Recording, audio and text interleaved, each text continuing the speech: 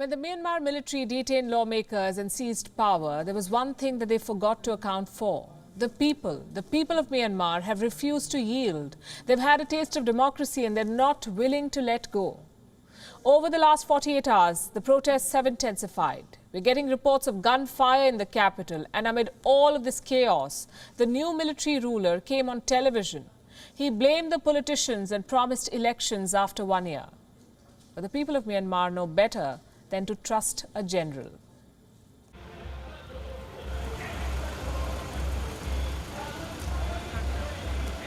Myanmar's military junta has spoken a full week after seizing power in a bloodless coup. It was an exercise in excuses. The general blamed Burmese politicians for subverting democracy. He accused them of rigging the elections, but offered no proof of either.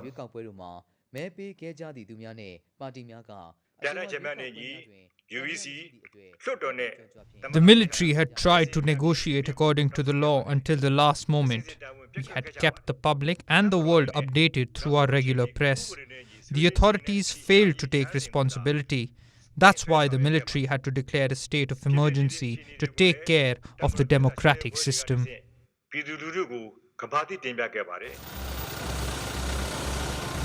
As far as justifications for a coup go, protecting democracy is a non-starter.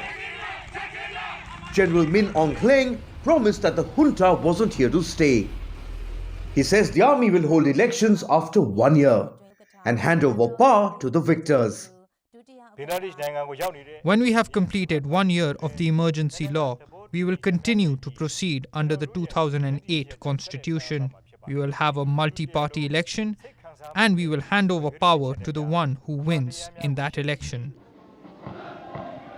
But the people aren't buying this story of a benevolent junta. And it's understandable why.